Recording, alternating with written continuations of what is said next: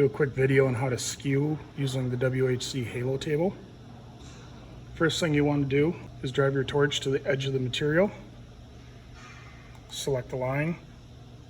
Select at corner. We'll go back to plot.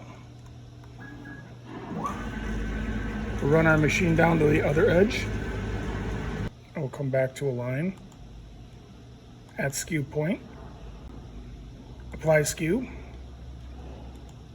Now you noticed on our plot that our part is at an angle.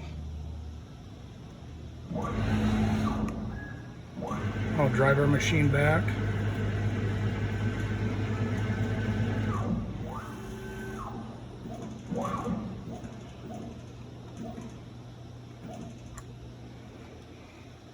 Set start. Run. And our machine will cut at a skew.